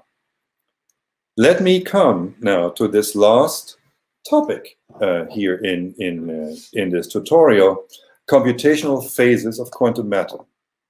So what are we doing here overall? I mean, to seek a connection between Mbqc and entanglement is kind of clear. Entanglement is very important in quantum information. Everybody knows that. So then here we were attempting, and I just mentioned it quickly, a connection between measurement-based quantum computation and the foundations of quantum mechanics. That also turns out to be a very rich area. And so what we're now doing is we make a connection between Mbqc and condensed matter physics. Okay, so let's go for that. And our starting point is too entangled to be useful. Okay, so how did we get there? We asked the question, how rare are MBQ resource states in Hilbert space? And so let's return to that question and maybe change it a little bit. So let's throw in symmetry. So what if anything changes if we enforce symmetry in our physical settings? And let's do this in a particular way. Let's consider ground states of Hamiltonian. So that seems to be a physically meaningful approach, and also goes well with symmetry. Well, yeah. So we look at families of Hamiltonians that have certain symmetries, but are not fully constrained by those symmetries, so they can be varied. And we look at the ground states of those Hamiltonians. So what we then find is that those ground states, they organize into phases. So what happens within a phase is that the ground states here, they vary gradually from point to point. But then if you are crossing a phase boundary, then you have a drastic change. And that drastic change here is accompanied by the energy gap above the ground state closing. Yeah, so this is how phases are separated. There's always a closing of the energy gap above the ground state. Okay, so that's now our setting. Yeah, so Hamiltonians and symmetry. Sorry, Robert. Yes. I know you wanted to move on from contextuality, but the audience decided otherwise. Okay. Mm-hmm. Yes. Well, there's two questions. So first, by Raman Chudari, as you mentioned, this mapping of Mbqc with the circuit model, do you see a mapping contextuality from Mbqc to the circuit model? Yeah. Yes. Very good question. Thank you very much. Many have tried, and yeah. Oh dear. So the person. Yeah. So the person to ask, I think, is Elham Kashefi. So this mapping is non-trivial. And okay, so let me start there. So why not discuss this? So I want to illustrate to you why this why this mapping is non-trivial. So let's start with this example. So this thing here, Merman's star, comes as a state-independent version and a state-dependent version, and we are interested in the state-dependent version. And then when you, so in the state-dependent version, what happens is this context, this is called the context, so let's look at it. It consists of commuting Pauli observables, in particular, commuting observables, so we call that the context. And so these guys, they become stabilizers of a state. So with this context, we associate a quantum state, and that happens to be a Greenberger-Horn-Zeilinger state when you work it out. Yeah, so, and so all the other four contexts here, they will represent measurements on that state. So now, if you translate this to an Mbqc, this is an Mbqc on 3 qubits, because it uses this Greenberger-Horn-Zeilinger state. And then you have your contextuality, so on and so forth. Now, when you take this little 3-qubit Mbqc and translate it into a circuit model, which you can obviously do because every Mbqc can be translated into a quantum circuit. When you do that, what you find is it becomes a quantum circuit on a single qubit. Quantum circuit on a single qubit, and therein lies the problem. The contextuality discussion that we had relies on the Quotient-Specker theorem, but the Quotient-Specker theorem only holds in dimension 3 and up. So if you end up with a single qubit, you cannot have Quotient-Specker contextuality. And so this transition is somewhat tricky. And yeah, and so I mean, for quite some time, people have, so also Samson Abramsky and in his group, they have tried to get a grip on this problem. So, and the trick is to apply a different notion of contextuality. That is a part that I am not so familiar with, to the extent that I could reproduce it here right now. But the person to ask now, I mean, this is a puzzle that has, in the meantime, been solved. And I think the people to ask are Elham Kashefi and Shane Mansfield, I believe. Yeah, one of those. Great, great. And then a follow-up question by Shashank Gupta. Does it mean that a proof of contextuality implies that there exists some Mbqc task that gives quantum advantage? No, these kind of results are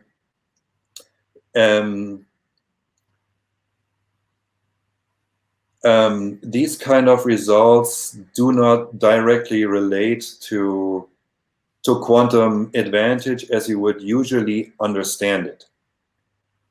So they are, from that perspective, weaker. So let me say, let me answer this question and say a little bit more about what is known in general. I mean, this was just an individual example, and then of course the question is how general is this? And yes, it is fully general. And so let me now state to you, unfortunately, I don't have the benefit of supporting slides because I didn't know I would go there. But so let me just say what the theorems are in this regard. So let me first, this theorem comes in 3 levels of detail. So let me begin with the simplest version, and then you'll, I think that will help you with your question. So whenever a measurement-based quantum computation computes a nonlinear Boolean function, then it is contextual. That is, then it cannot be described by a hidden variable model, non-contextual hidden variable model.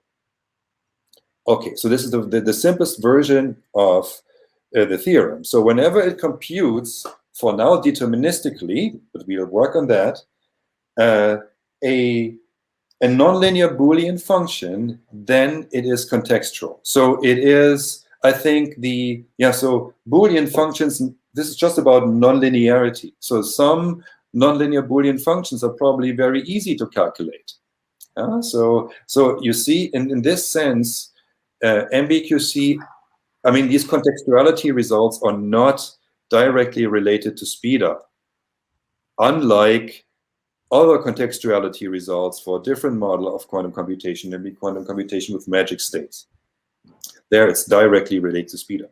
Okay, so but let's just say, so this is basically a contextuality tester. Yeah, if Mbqc computes a nonlinear Boolean functions, then it must be non-contextual. Then it must be contextual.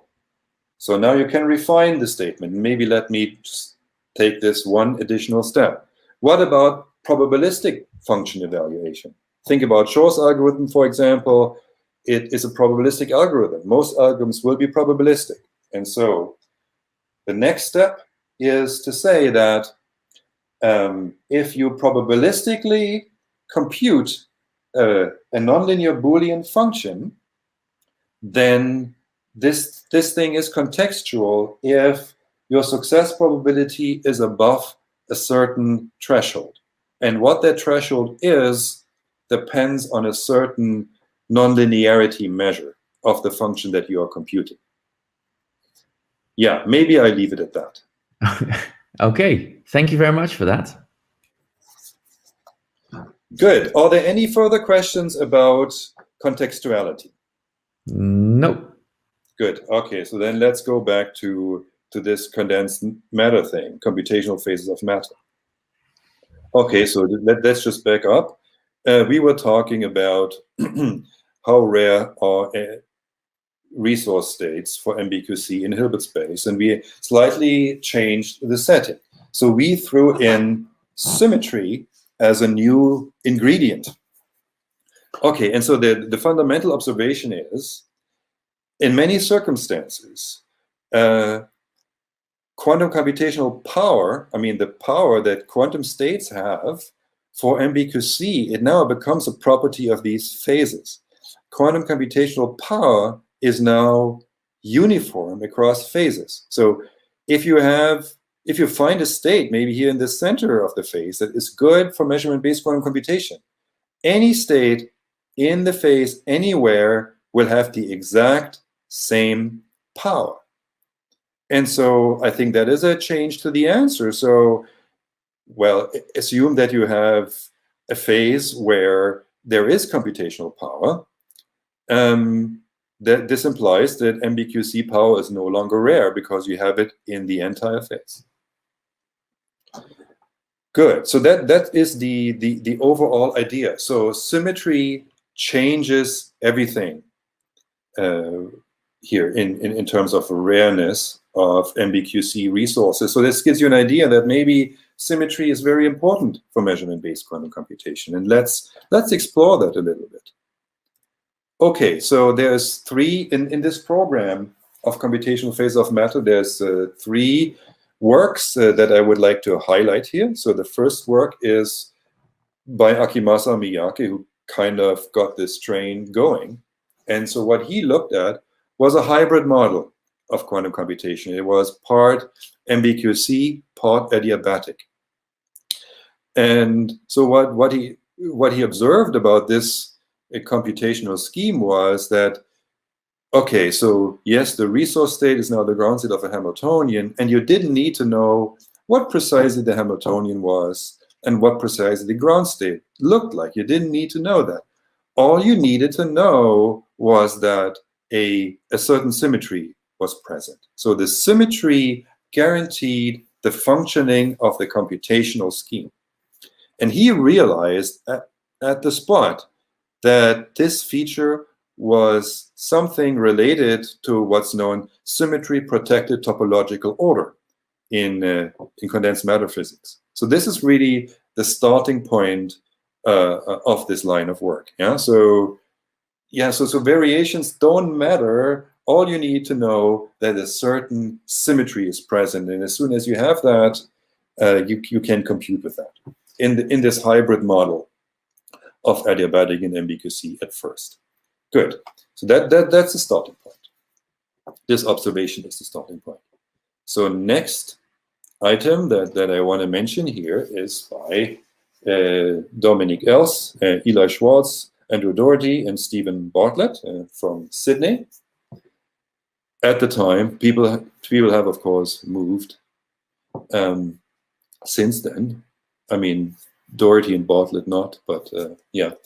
Okay, anyway, so this is now Mbqc proper. No adiabatic part in it anymore. It's just standard Mbqc, but it is phenomenologically constrained. This is not about computation in spin chains, Mbqc in spin chains. It's just about computational wire. So this game is only about shuttling information from left to right. And their observation was that, again, similar to the previous result, this works in entire SPT phases. You don't need to know the precise shape of your ground state. The presence of the symmetry and being in the phase suffice. Okay. So now what makes this paper important and long-lasting is that it kind of injected into quantum information a math bit that was already a bit of mathematical language that was already known in condensed matter physics, namely this discussion of SPT phases in terms of group cohomology. So this worked out slightly earlier, 1 or 2 years earlier. So you see the condensed matter references down here. And the paper of Dominic Els and company imported that knowledge into quantum information. And that was really, it came to stay. So this bit of information has stuck with the field ever since. Good. Third waypoint that I would like to mention is the SPT to Mbqc meat grinder. So what this work does, so it's 3 papers that I have listed here, is kind of lifting the limitation of what we had here. So this was wire only. Now we are going back to quantum computation. And so what the meat grinder does is it hints at a classification of Mbqc schemes by symmetry. So let's say what it does.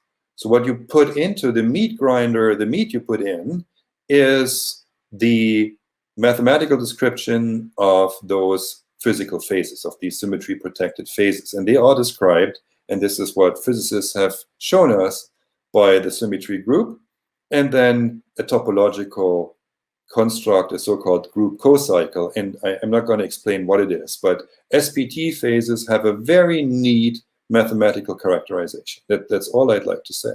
And what you do with this neat mathematical characterization is you put it into the meat grinder, and out comes a scheme of measurement-based quantum computation. It's complete with the group of unitary gates that you can simulate and the set of logical measurements that you can perform. So you put in this nice mathematical information, out comes an Mbqc scheme.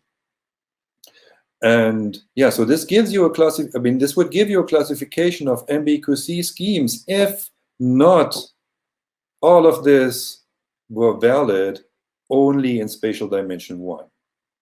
That is really the kind of the drawback of this result. I mean, we would want it in any dimension, but unfortunately, we only have it in dimension 1.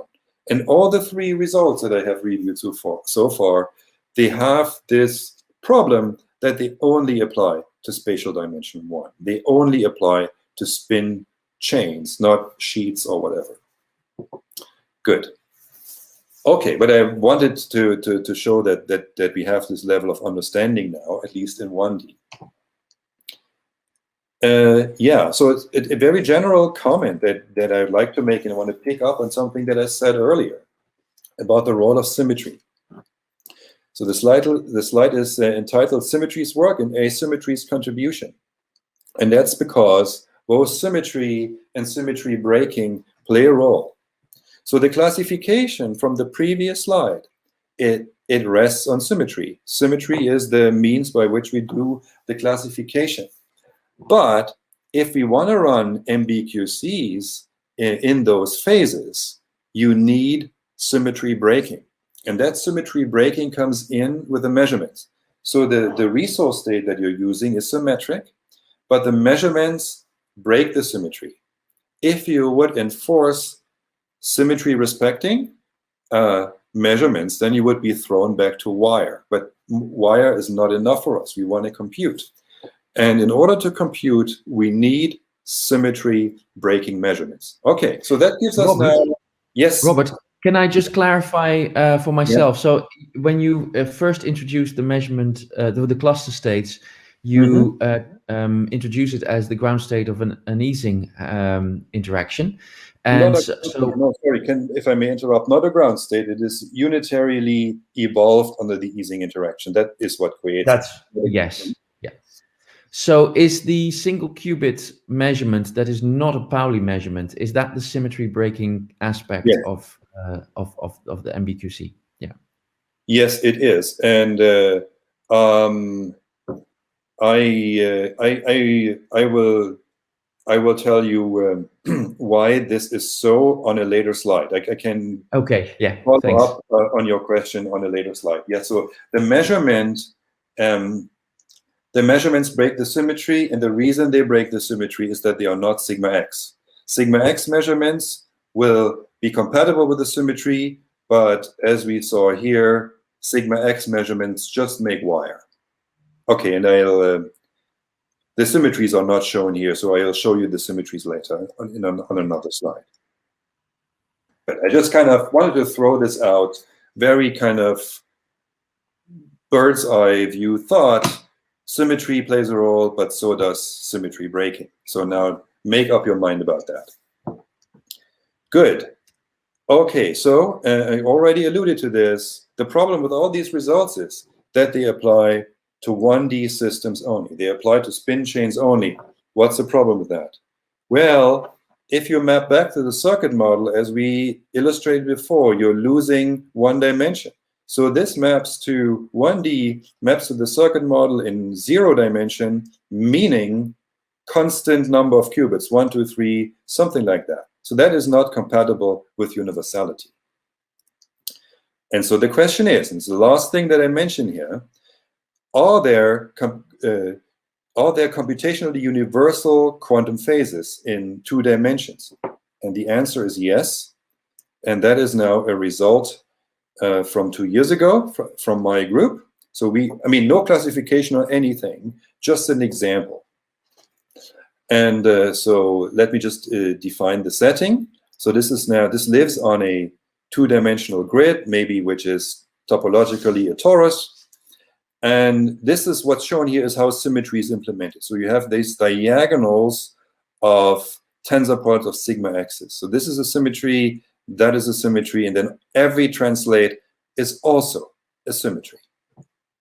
Okay, and now you see, now I can relate, to Peter, to your question. So you see now that if we measure in the eigenbase of sigma x, this commutes with a symmetry. If we measure a linear combination of sigma x and sigma y, it doesn't commute with a symmetry. So yeah, so in this sense, all these measurements other than sigma x, they break that symmetry. Anyway, this is just in response to your question, but the result is that, for the phases that are classified by this symmetry, there's a phase that contains the 2D cluster state, and inside that phase, every state, except possible set of measure 0, is a universal resource for measurement-based quantum computation.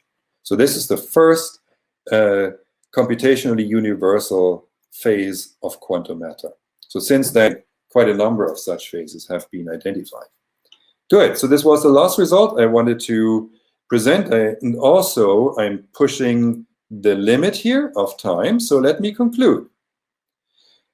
This is the theory frontier. So the second hour of tutorial was about the question, how, at least this was the question always in the background, how can we harness the quantum for computation? There's many ideas around, so let's see what's a good idea. I think we do not have a good handle on this question yet. So I kind of examine certain phenomenology here with you, not providing an answer, but maybe providing clues. And I would say this is what Mbqc does. It provides insights into this question. And maybe one of those insights will at some point help figure this out completely. Good. So what we have for now is these many connections. We have cluster states, measurement-based quantum computation is related to topology by way of fault tolerance, graph theory, if you study quantum speedup and so forth, and it's also related to the foundations of quantum mechanics through contextuality. Finally, it is also related to experiments. So experiments are being done in this domain. So all these connections exist, and maybe that's my summary of this presentation. So thank you very much. Wow, thank you very much, Robert. I feel like we've visited a very busy market with lots of stalls with wares, and you've been a guide showing us, the choice cuts of meat and fruit and everything. So I think there's so much in measurement-based quantum computing that is interesting and at the forefront of both experimental and theoretical physics. It's been fantastic having you give an overview of that, and I, for one, have learned quite a bit, and so I thank you for that. I do want to invite people to ask some more questions via the comments while we are here. In the meantime, as people may be typing, I want to go back to that question about the K-uniform states, and I'm now wondering whether I misspoke.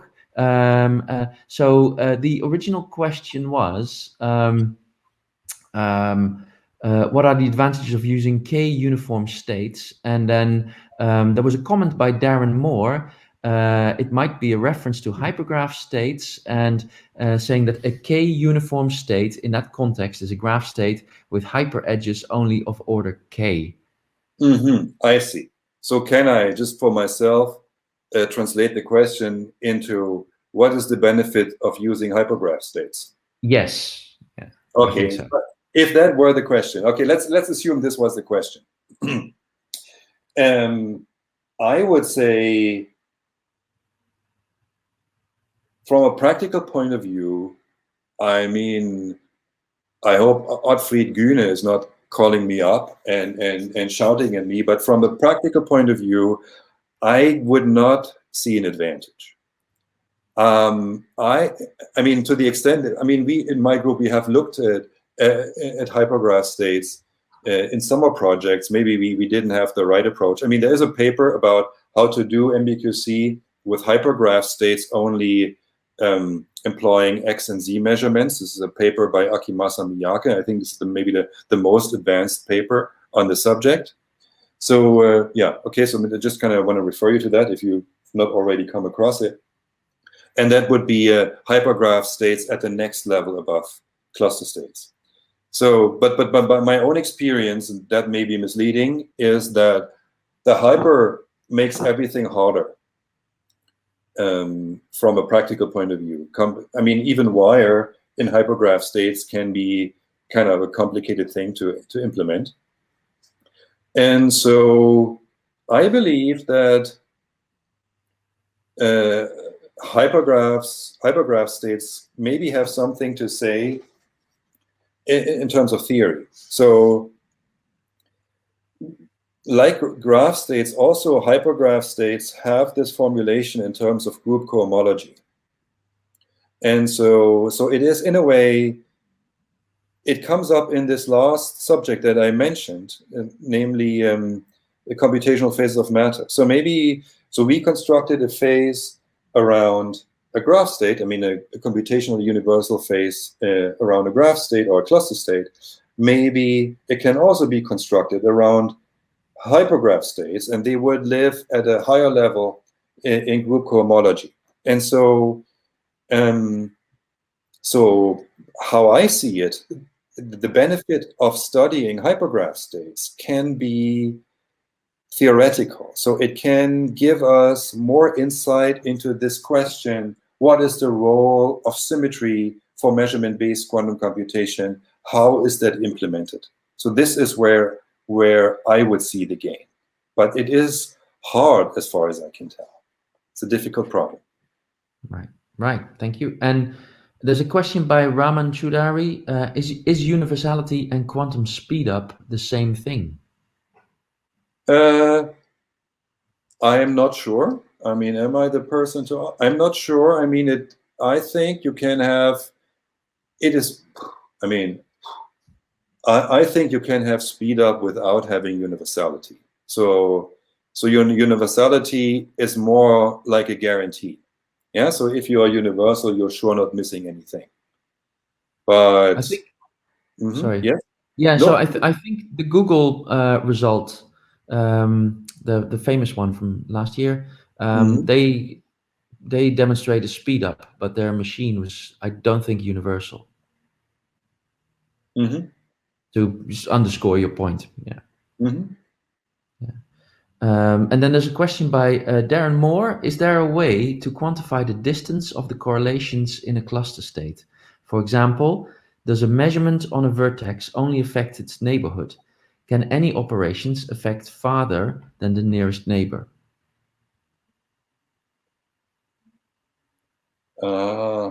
Okay. So.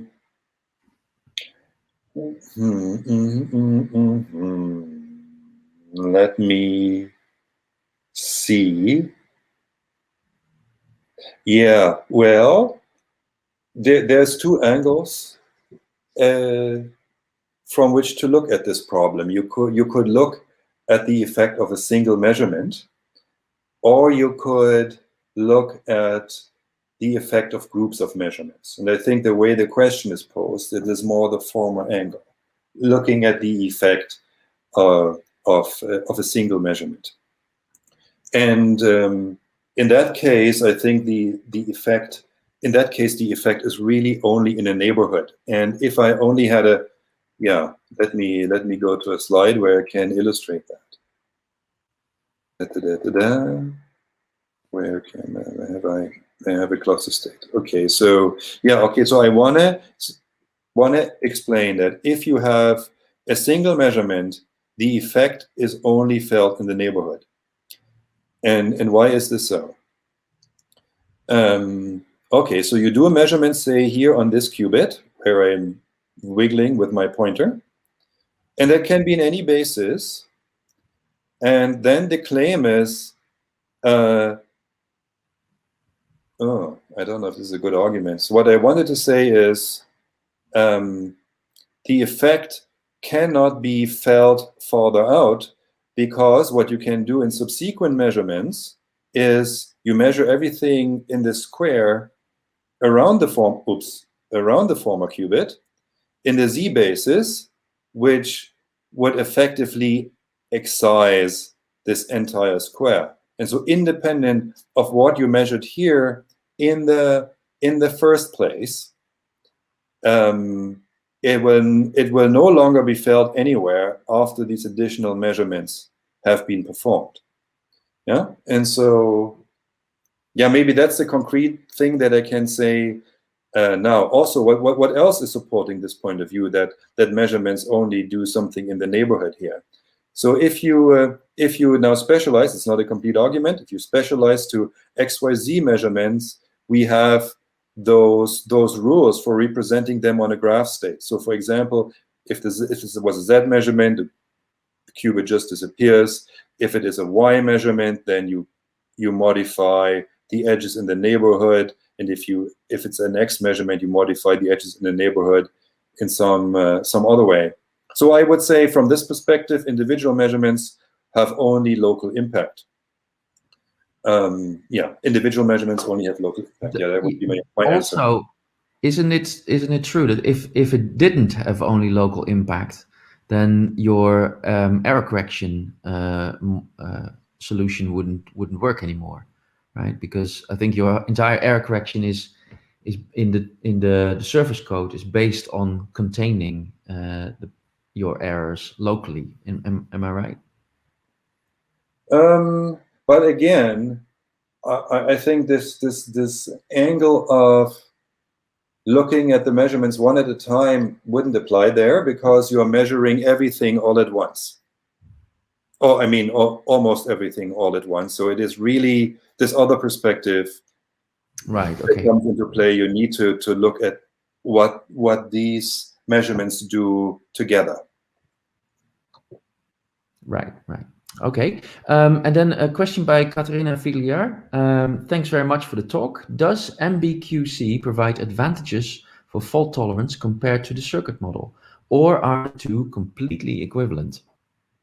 Well, threshold-wise, it is the same. And so that goes back to where did I discuss about it?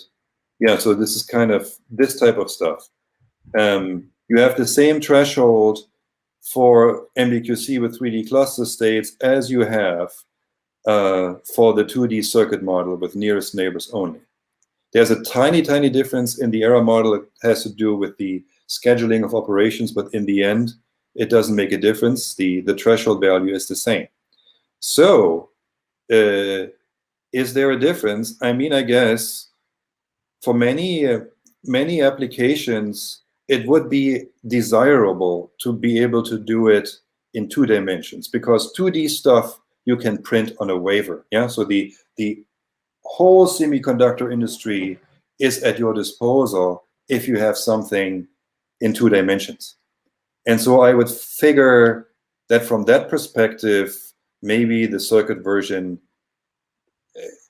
is better because it allows you to go to 2 dimensions. But threshold-wise, it is the same. And so now, for whatever Terry Rudolph is doing in his company with 3D cluster states, that is with photons, and then the restrictions to 2 dimensions does not really apply. So yeah, but kind of idea-wise and threshold-wise, these things are the same. Great. Well, thank you very much. I don't have any questions in the chat at this moment.